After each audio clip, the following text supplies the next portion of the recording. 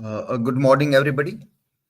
Today, we have a presentation by semester 4 students on comparative literature in India, an article written by Amiya Dev.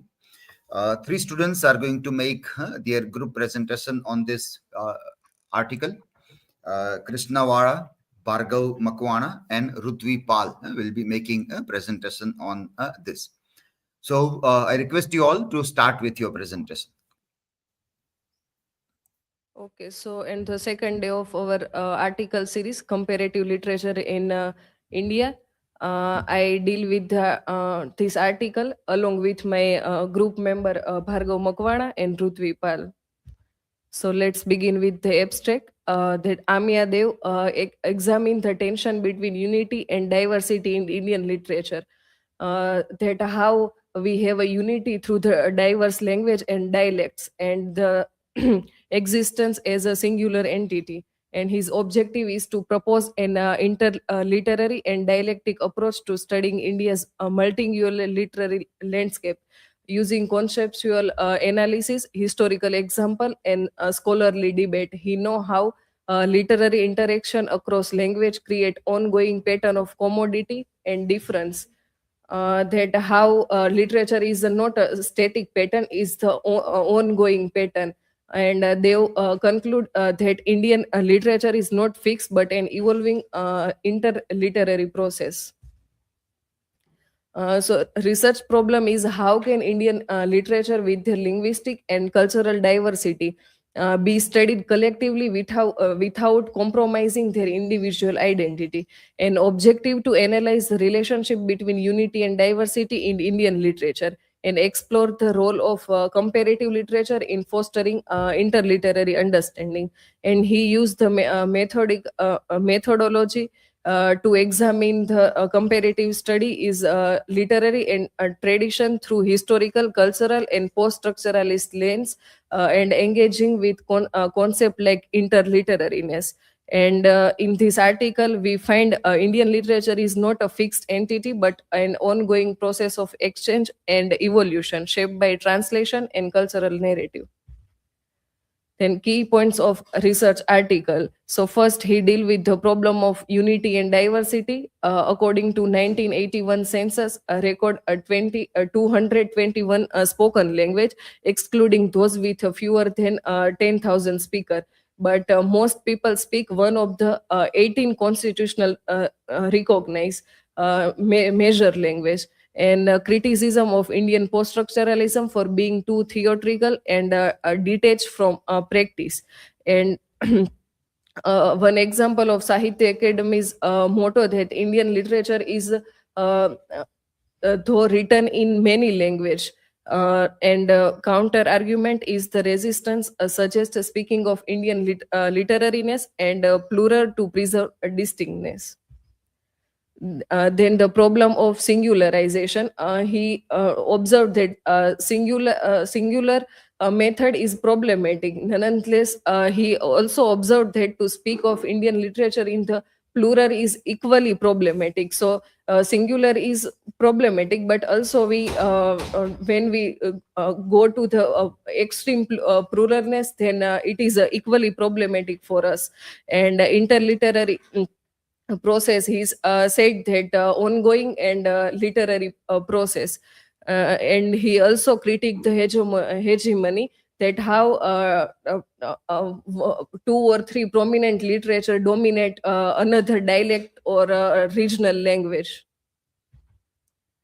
Then key argument in this article. So Indian literature is an interliterary condition, a dynamic evolving network of interacting language and traditions. And comparative literature in India must be dialectic approach, that we not find the Hindi or English, but we find many dialect that use in different state. And another the important concept is the situs. It means the location, that how when theorists talk about something, that his location or his cultural background, that all thing matter in his work.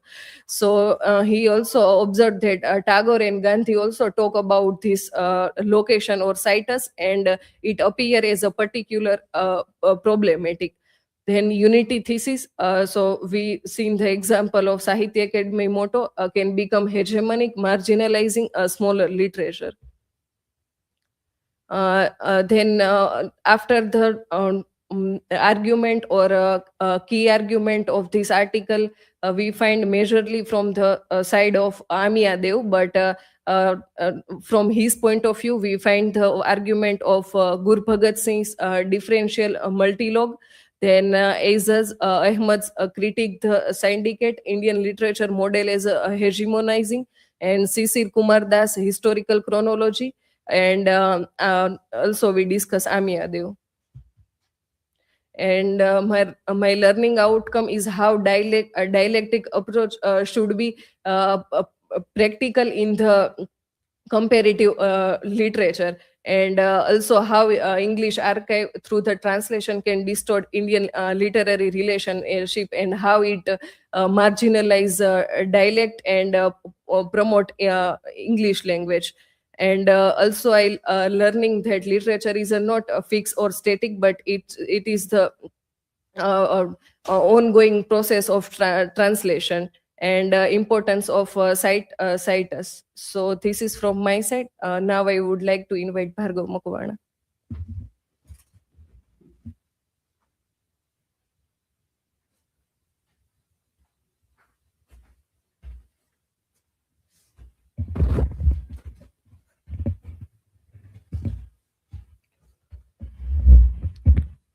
So I am dealing with the scholarly viewpoints of Guru Bhagat Singh, Jaidev, and Aziz Ahmad. So firstly, Singh Guru Bhagat Singh provided the idea of differential multilog.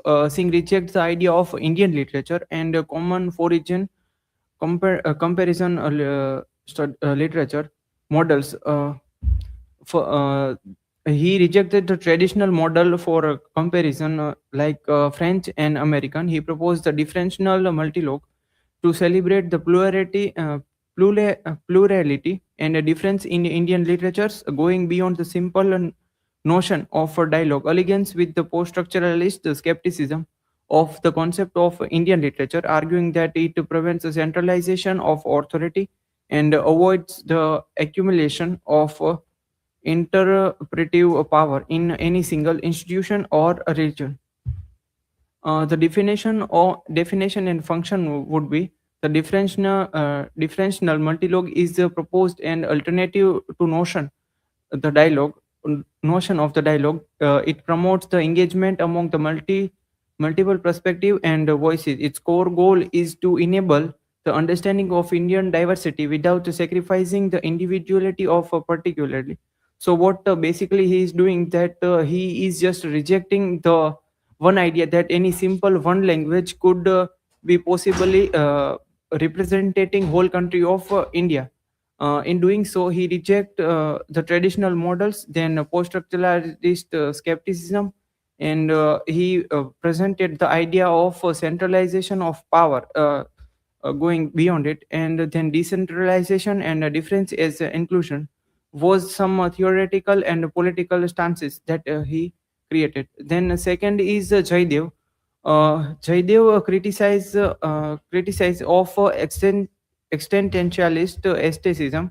He criticized the trends of existentialist aestheticism in contemporary Indian fiction, advocacy for cultural differential approach. He advocates for cultural differential approach to literature to preserve diversity without homogenization.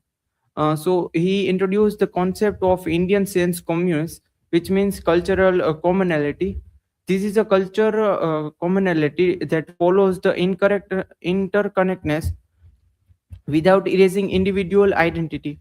This commonality is rooted in similar social and historical experiences in a pre-modern foundation include oral and performing translation transitions and the ease of intertranslatability. In doing so, he emphasizes on the fluidity and multiplicity. He is basically just critiquing of Indian post-structuralism. Indian post-structuralism tend to emphasize the theoretical and construct at the expense of a practical application. Scholars often attempt to force literature into pre-existing theoretical framework. There is an abundance of meta theory, and the question of situs and theory is raised, asserting that the situs means location or the context is important as theorization. So its political caution would be his work also raised the awareness of dangers of notion state imposing the forced unity. Here are two movements given in article. First is a Bhakti movement. This is a popular religion movement that served as a common theme and social issue with a variety of textual manifestation across various Indian languages, inter-Indian reception and translation. The conscious of subconscious, placing the text from other Indian languages assessed through translation beside one's own first text is a key examples of ongoing interliterary process. So basically, he just said that one translation cannot give the actual information of that work fulfilled. Then Aizaz Ahmad, a critic of unification, he critiques the attempt to create a unified or syndicate Indian literature, labeling it as an unisatisfactory and categorization. He emphasized on the diversity. He points out the limitation of defining a singular Indian literature when they compared to the inherent richness of individual literatures written in 22 languages. He argues that attempts to unify the literature tends to overshadow the regional and linguistic identities. He rejects the rejection of analogy. He rejects the analogy often made between Indian literature and European literature. A critic of English translation. He notes that using English translation creates an effect of non-hegemony by removing differential archives, the individuality of each language, but it is stimulously hegemonizing by adopting a Lenin colonial attitude. In his work in the theory classes nation and literature, the English corpus, the idea of English archive of Indian literature was suggested by scholars like V.K.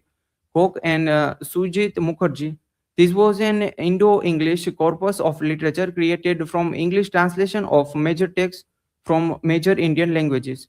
Linguistic problem, Indian archive with the literature of 22 major recognized languages. He highlights the problem of using an Indian language like Hindi to represent the entire literary tradition. Defining the Indian literature, he offered a definition that Indian literature is not entirety but interliterary condition.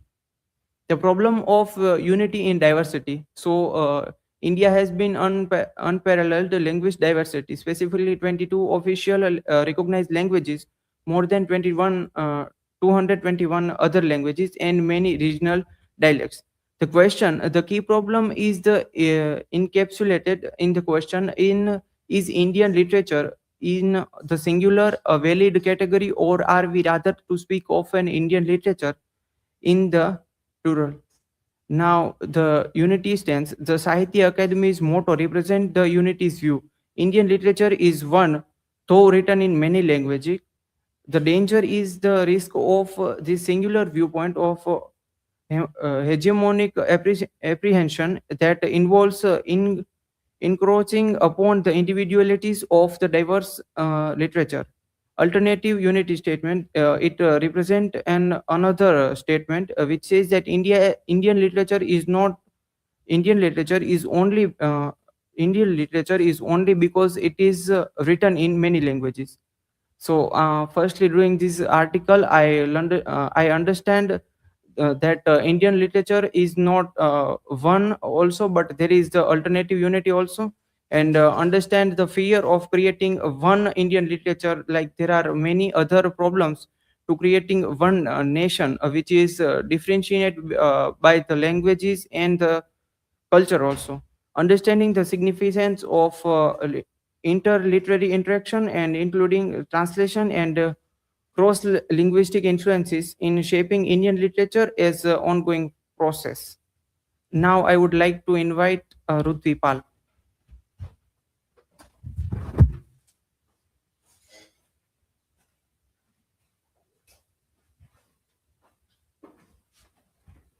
Moving further, I will deal with key scholar and their contribution. First one is Guru Bhagat Singh. He proposed the differential multilog as an alternative to binary unity versus diversity model. He does not accept the idea of Indian literature as such, but opt for the designation of literature produced in India. His instinct on the popularity of logo is particularly interesting because it takes us beyond the notion of dialogue. And second was is Sisir Kumar Das, authored a history of Indian literature using comparative chronology to map interliterary patterns without imposing unity.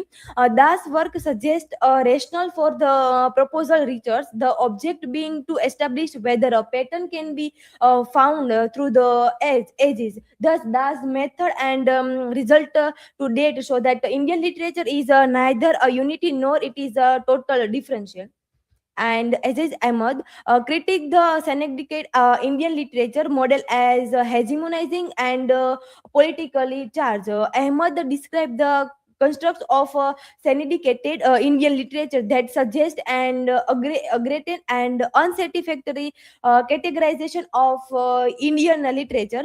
He argued that while European and African literature have some historical significance, Indian homogeneity has the weight of traditional behind it.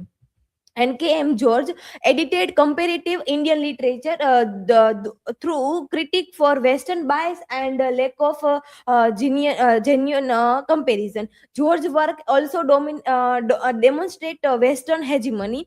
Poetry, for instance, was discussed in terms of traditional and modern, but as if traditional was exclusively Indian and modern, the result of Western impact. And Jaidev, he argued for a cultural differential approach and Indian senses communities beyond stereotype. Jaidev's notion of an Indian senses communities is not that routine Indianness which we often encounter from our cultural ambassador, but a broadly cultural kind of community rooted in pre-modern literary cities.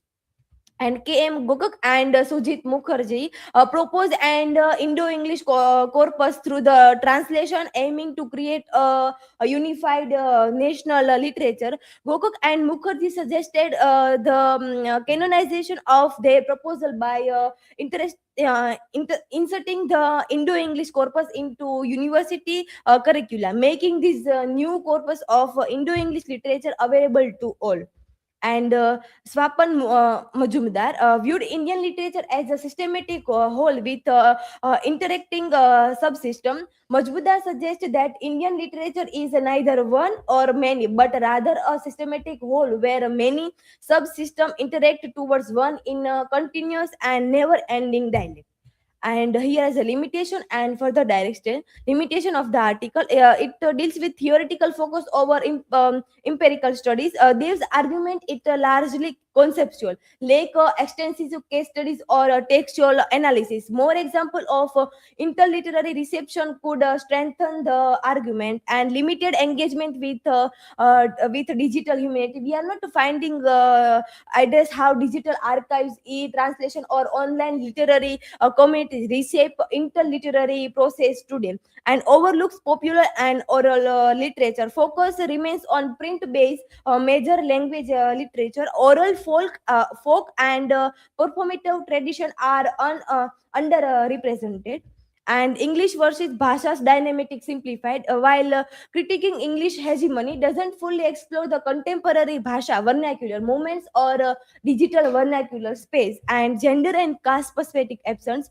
No discussion on how gender, caste, or region intersect with interliterary process. Dalit, Adivasi, and women writing remains marginalized in the unity versus diversity debate. And the future research direction and digital interliterariness study online literary form and translation blogs, social media reading communities as a new literary space. For example, how do YouTube poetry channel in Tamil, Hindi, and English interact, and comparative regionalism and translation network and caste, gender, and interliterary. We can examine how the literary networks create alternative interliterary system across the language studies, women writing collective that operates linguistically, and pedagogy of plurality and archival reimagining. And my learning outcome is moved beyond binary thinking. Indian literature is not unity versus diversity, but a dialectical interliterary purpose, and also understood political of naming. Indian literature versus Indian literatures carries the ideological and institutional weight, and learn the importance of fusion theory must be located and contextual, not imported uncritically. Recognize the risk of hegemonic archiving, and also valued decentralizing approach. Differential multilog offer a plural and non hierarchy model for comparison, and also see literature as a process. Indian literature is a over evolving, shaped by the reception, translation, and interaction. Also learn to identify limitation and purpose of future research direction. And conclusion, Indian literature cannot be seen as one fixed or a unified body. Instead, it is a constantly changing process created through the ongoing interaction among many language and tradition. While attempt to label it as a single literature risk creating political and cultural dominance, scholars argue for approach that respect diversity and context. Method like differential multilog support equal dialogue among all literature. Ultimately, Indian literature is best understood as an evolving, interconnected space shaped by translation, interaction, and cultural exchange. These are the references, and thank you. If you have any question, then feel free to ask.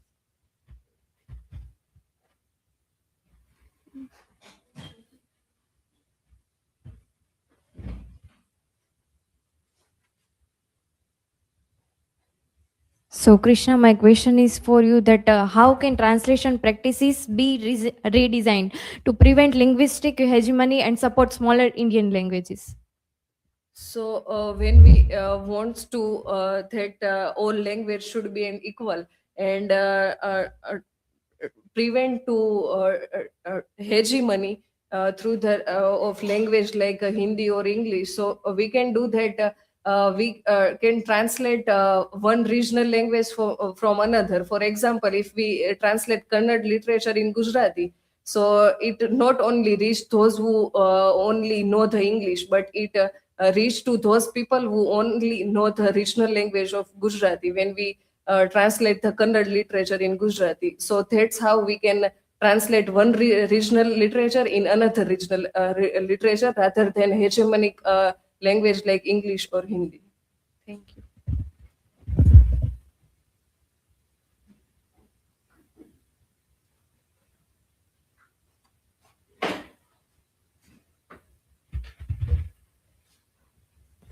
So, Rutvi, would Ahmed support the complete removal or English from Indian literary study, or does he allow the strategic role for it? Uh, No, Ahmad does not support the complete removal of English from Indian literary studies, but he said that he opposed that idea. English cannot be a superior language; it can be a tool for everyone. He also like that India. He also like that English can be a bridge between translation, dialogue, or translation. He opposed that idea that if we focus only if we take English as a static and superior language, that might some problem those who are not know the English language. But it is taken as the translation version. Can someone know the English language, they can translate into other language. They does not oppose that idea. He likes to follow functional role of English language. So this is from my side.